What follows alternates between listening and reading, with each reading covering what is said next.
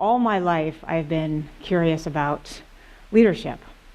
And one of the jobs that I found myself in, I was President Clinton's senior advisor on women.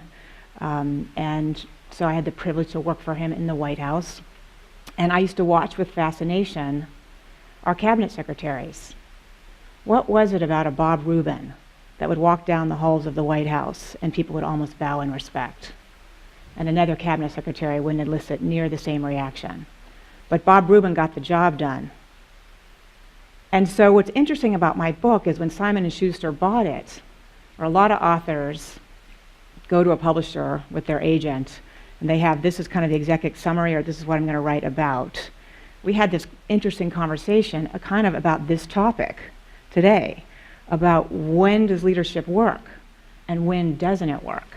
And Atria Books, which is an entity inside Simon & Schuster, they published the book The Secret, Dalai Lama's books. So they are Atria, the books of the heart. And so they said, Betsy, set out to write a book about your thoughts about leadership. So it really was one of those interesting things. There I found myself having 25 years in a career that had been through business, the White House, Harvard, and then I was also Barack Obama's chief operating officer for his campaign in 07, 08, but also a wife and a mom. So what was this topic of leadership? And sometimes that word, leadership, it conjures up all kinds of things in people's heads. But really, what is leadership? And if you step back, leadership is about getting the work done, whatever that is to you. Whether it's winning a presidential campaign, whether it's having a successful new initiative at a company, whether it's being a fantastic principal at a school, or raising healthy, happy children. So whatever that is to get the work done.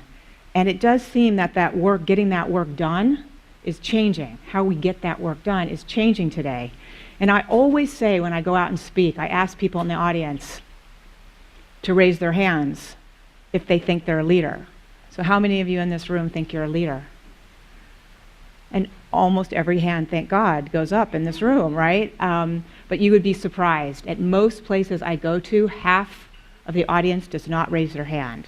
So the other takeaway from writing my book was, I say every one of us is a leader. Why? Because at the very least, we're leading our own lives. We decide where we work, how we show up, how we dress, how we deal with conflict, the choices that we make, and then taking responsibility for those choices.